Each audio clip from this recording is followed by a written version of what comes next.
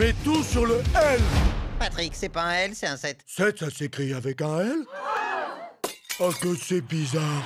Bob l'éponge, le film, épongeant nos troubles. Ah, Bob l'éponge, cette petite éponge carrée que tout le monde connaît forcément de nom, avec le générique qui reste dans la tête quand tu l'entends au moins une fois dans ta vie.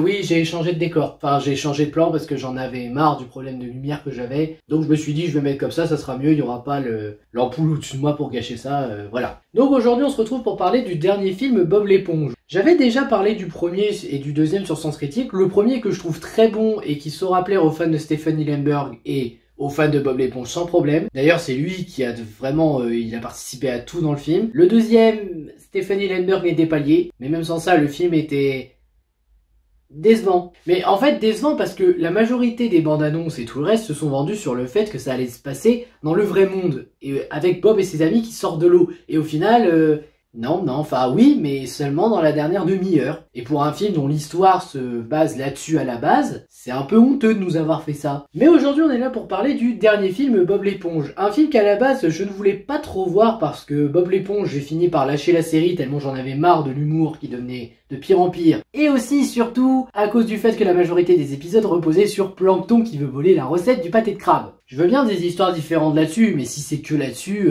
ça m'intéresse plus au bout d'un moment où j'ai envie de voir autre chose. Bob l'éponge, ça a beaucoup de choses à exploiter de son univers. Bref. Le dernier film, donc j'ai vu la bande-annonce, j'ai vu que ça allait reposer sur Gary qui se fait enlever, et je me suis dit, bon bah dans ce cas je veux bien aller le voir. Là il a l'air intéressant, une histoire nouvelle, enfin peut-être déjà faite avant, je m'en rappelle plus, j'ai pas tout vu, mais au moins c'est un peu nouveau et ça me donne envie. Mais la bonne question est de savoir, que vaut ce film? Commençons déjà par parler d'histoire. Bob l'éponge vit des jours heureux avec Gary, son escargot de mer qu'il aime par-dessus tout, et ses amis qu'il adore. Malheureusement, un jour, en rentrant du travail, il découvre que Gary a été kidnappé, ou escargot-nappé. Je crois qu'il l'avait dit comme ça, mais je ne suis pas sûr. Bon, de toute façon, c'est kidnappé, voilà, c'est dit. Donc Bob a pour projet d'aller le chercher à Atlantic City, avec Patrick, son meilleur ami. En gros, c'est l'histoire du film. Et qu'est-ce que vaut le film ?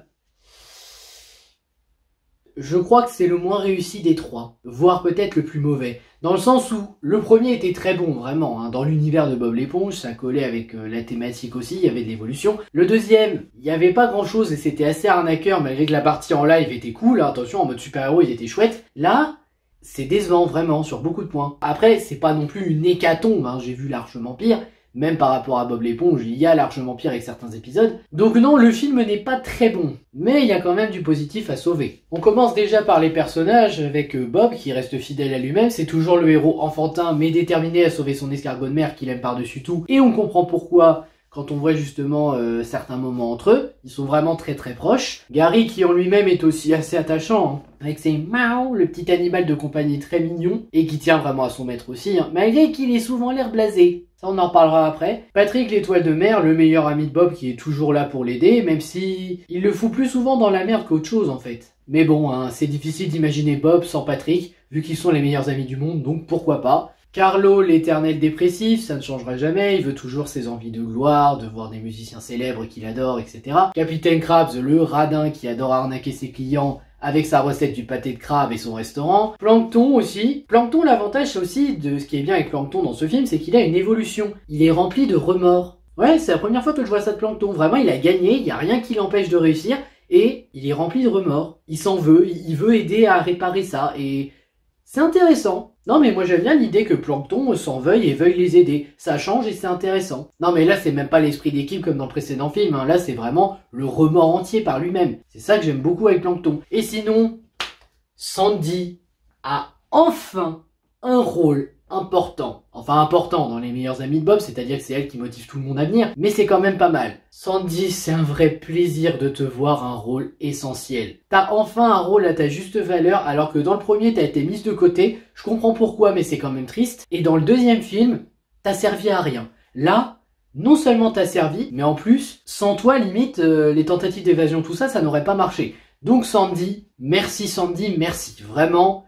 Ça fait plaisir de te voir traité à ta juste valeur dans ce film. La VF est toujours très bonne, hein. Il n'y a que avec Sébastien Desjours, la voix de Patrick, que j'ai beaucoup de mal, vraiment. Je pense que j'arriverai jamais à m'adapter à sa voix pour Patrick. Le reste, par contre, ça s'en sort très bien. Je me suis même adapté à la dernière voix de Carlo, Michel Mella. Je cherchais le nom. Il y a quelques bonnes références à la série, comme par exemple le robot de Bob qu'on voit en arrière-plan dans le saut de l'enfer. Ouais, vraiment, on voit le robot de Bob dans l'épisode où justement Plankton possède Bob parce que Capitaine Krabs l'a perdu pendant un poker. C'est des références qui font plaisir aux fans nostalgiques de Bob l'éponge, ça. Surtout que c'est assez bien fait d'ailleurs. Ça va bien avec le fait que Plankton a souvent échoué. L'animation en elle-même, elle est pas trop mal en fait. On dirait un mélange de 3D et de pâte à modeler. Donc je peux comprendre que ça en bloque certains. Moi personnellement ça m'a pas bloqué, je trouve vraiment l'animation assez chouette. Ouais, j'ai remis correctement l'angle. Il y a une bonne mise en scène aussi, une mise en scène travaillée, il y a un peu d'inattendu qui marche, ça c'est surtout par rapport à Plankton, parce qu'encore une fois le voir rempli de remords c'est intéressant. L'univers est un peu plus étendu, ça c'est la base quand tu fais un film, hein, même un film qui vient d'une série, même si c'est pas canon, parce qu'au final les 3 films ne sont pas canons, hein. Cherchez pas à les défendre, les 3 films ne sont pas canons. Les chansons sont cool. Sans plus. J'aime bien les chansons, mais sans plus en fait. C'est des chansons qui s'écoutent quand t'es fan, qui donnent une bonne ambiance. Mais à part ça, il n'y a pas grand chose à dire des chansons. Et je parle pas des musiques. Les musiques, on va en reparler. Les décors, ça va. Le symbolisme aussi par rapport à ce que représente Gary pour Bob et Bob pour Gary. Les costumes et designs sont assez bien travaillés. Les quelques moments d'action, on sent que les animateurs se sont fait plaisir avec ces séquences. Et le mélange live et animation, il passe plutôt bien ici. J'ai même envie de dire, il passe mieux que dans la série ou que dans le premier film. Parce que dans le premier film, ouais, on savait qu'il y avait un mélange live, dessin animé de temps en temps, quand on voyait des plongeurs et autres. Là, je trouve sincèrement que le mélange passe mieux. C'est peut-être dû à l'animation, je sais pas. Mais je trouve que ça passe mieux. Bon, après, ça vaudra pas l'animation 3D qu'ils ont eu dans le précédent film, qui était vraiment là, génial. Bon, maintenant qu'on a parlé du positif, je pense qu'on va parler du négatif. Donc en négatif, je commencerai par le fameux méchant de ce film, et je dis bien méchant, hein, Poséidon. Alors Poséidon, comment dire? Quand on vous raconte Poséidon, la légende de Poséidon, on vous dit Poséidon c'est un dieu des mers, vous pensez à quoi? Vous pensez à quelqu'un d'assez fort quand même, vous vous dites, ou quelqu'un d'assez vieux, mais vous vous dites purée, c'est quelqu'un qu'il faut pas sous-estimer, ça doit être quelqu'un de super fort. Là c'est un jeune limite de 25 ans qui prend de la bave d'escargot, qui veut juste ça, pour se l'étaler sur le visage et dire je n'ai pas de ride, je veux la beauté parfaite. Ouais, il a cru que c'était L'Oréal en fait les escargots, hein. Je crois que je vois ça comme ça. Pour ma part, je n'aime pas ce méchant, je le trouve très raté, c'est honteux d'avoir fait ça. Imaginons, vous faites un méchant comme ça, à savoir qu'il tient beaucoup à son apparence. Mais dans ces cas-là, pourquoi vous n'avez pas refait le roi Neptune? Parce que d'accord, les films ne sont pas canons, il n'y a pas de lien entre eux, mais vous auriez pu vous permettre de faire un nouveau design pour le roi Neptune et de l'appeler roi Neptune. Ça coûtait rien, surtout que le roi Neptune, on l'a vu dans la série avec un design, avec sa femme et autres, et on l'a vu dans un film. Bon là avec sa fille, donc c'était autre chose. Mais voilà, donc là ça aurait pu marcher, là ça aurait été intéressant. Mais vous avez préféré l'appeler Poséidon. Non, c'est pas Poséidon ça, je sais pas. Je sais pas qui c'est, au pire, Aphrodite, pourquoi pas? Parce qu'Aphrodite, je veux bien croire que vu que c'est la déesse de l'amour, elle veut bien beaucoup se fier à l'apparence physique, se dire ah je dois rester belle. Mais pas Poséidon. Je veux dire dans Hercule, Poséidon il a un design assez merdique et pourtant... là, ça choque pas. Et là, vous l'appelez Poséidon pour qu'il garde la jeunesse et la beauté éternelle. Non, c'est pas Poséidon, ça, je suis désolé. Vous auriez dû refaire le roi Neptune ou prendre la femme du roi Neptune qu'on n'a jamais vue. Enfin si, on l'a vu dans la série. Mais vous auriez pu en faire une autre. Y a rien qui vous en empêchait, hein. En plus, si vous vouliez vraiment faire un hommage à Stephen Hillenburg, comme vous le dites à la fin, vous auriez repris le roi Neptune. Ça aurait été plus logique.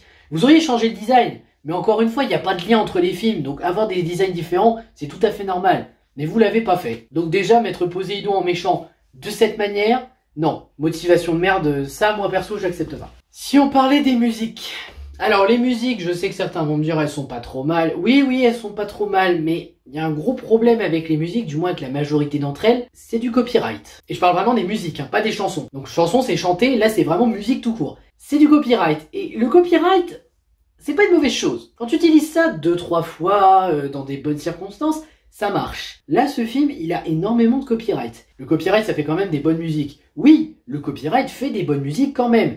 Mais le gros problème que j'ai avec les musiques dans ce film, c'est que c'est Hans Zimmer qui s'en est occupé. Hans Zimmer, c'est quand même un compositeur de très grand talent à la base. Hein. Le Roi Lion, The Dark Knight, il me semble que c'était lui, Interstellar. Et là, si je devais citer des derniers, Man of Steel et Batman vs Superman. Je sais que les musiques, c'est une question de goût, mais là quand même, non. Vous pouvez pas me faire croire que c'est Hans Zimmer qui a travaillé là, et qui s'est dit « Oh bah je vais juste prendre des musiques déjà sorties et voilà, je vais faire du copyright. » Si c'est vraiment lui qui a fait ça, parce que générique de fin ça le dit, je serais très déçu de Hans Zimmer. J'espère que c'est pas ça, mais je peux pas dire. En attendant, je suis très déçu d'Hans Zimmer si vraiment c'est lui qui a fait les musiques comme ça et qui s'est dit « C'est bon, Moi j'accepte pas. Vous je sais pas, mais moi j'accepte pas parce que je suis très fan de ce compositeur à la base. Là je me permets de critiquer une grosse partie du film, la partie dans le monde réel. Parce que oui, il y a une petite partie dans le monde réel, mais comparé au premier et au deuxième film, c'est pas justifié en fait. Pour vous expliquer, cette partie-là dans le monde réel, elle est juste là pour faire gagner du temps. Et oui, je sais qu'il y a Keanu Reeves, je suis désolé si je le prononce mal, hein, je suis pas cet acteur à la base. Alors forcément, cet acteur Keanu Reeves, il est génial, hein, oui, il joue bien, quoi que ce soit, c'est plaisant de le voir dans le film. Ça serait mieux s'il faisait un personnage utile, parce que Sauvage, il a servi à rien en fait. Ah moi franchement, chaque fois que je le voyais dans une scène, j'étais en mode, t'as servi à quoi en fait ? T'as servi à rien. Même en tant que guide spirituel pour les guider de l'autre côté ou je ne sais quoi, j'étais en mode, ils avaient même pas besoin de toi. La route, il y a le robot qui la connaît, tu sers à rien en fait. Keanu Reeves, j'ai du respect pour lui, vraiment, c'est un bon acteur. Faut que je pense à voir ses John Wick d'ailleurs. Mais non, là c'est un personnage inutile. Et je parle même pas du placement de produit de Snoop Dogg aussi, hein, parce que Snoop Dogg et lui, t'as l'impression que c'est pas vraiment des rôles, mais des placements de produits. Bon, Snoop Dogg en même temps ça se voit beaucoup plus, hein, vu que lui c'est un rappeur à la base et non pas un acteur. Mais non. Surtout qu'au final, Sauvage il est juste là pour faire des références récentes en mode vous connaissez le FaceTime mais qu'est-ce que ça fait dans Bob l'éponge, ça a rien à faire là. Bob l'éponge a toujours eu son propre univers concret. Y a pas besoin de rajouter des trucs de notre univers à nous en mode FaceTime ou quoi que ce soit. Et ça n'a rien à faire là. Bob l'éponge il a son propre univers.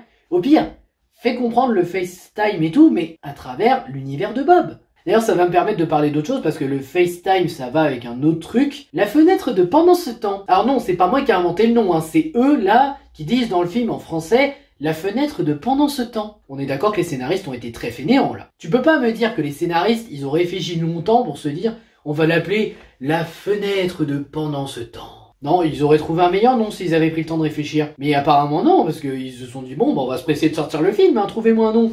À mon avis, pendant la réunion, il s'est passé un truc du genre, t'avais quelqu'un qui regardait par la fenêtre, et il y a un collègue qui lui a dit, pendant ce temps, alors qu'il devait chercher un nom, il a fait, et le directeur, il a fait, ouais, pendant ce temps, la fenêtre de pendant ce temps. Enfin bref, vous auriez pu trouver un nom plus recherché que ça, parce que fenêtre de pendant ce temps, ça fait très fainéant. J'ai parlé de la beauté de l'animation dans le sens où l'animation est pas mal, mais il y a un truc dont j'ai pas parlé par rapport à l'animation et que je trouve raté. La tête de Sandy, elle fait tellement réaliste qu'elle devient flippante. Je déconne même pas, hein, la première fois que je l'ai vue avec ses gros yeux et tout et ses dents, je me suis dit mais putain elle va me manger, elle va faire quoi? Ah oui, non mais vraiment Sandy dans le film c'est pas de sa faute. Mais l'animation, ça la rend traumatisante. Hein. J'ai de la peine pour elle, pour une fois qu'elle avait un bon rôle. Sinon, on en parle des incohérences. Non, parce que clairement, vous dites que vous faites un hommage à Stephen Hillenburg avec ce film, mais c'est pas un hommage. Si vous aviez fait un hommage, vous auriez pas fait des erreurs comme ça aussi évidentes. Et là, je parle pas de petites références par-ci par-là. Non, non, moi c'est pas ça que j'appelle des incohérences. Là, c'est vraiment, ils ont jamais vu les premières saisons de la série. Ils se sont même pas informés sur les personnages à ce niveau-là.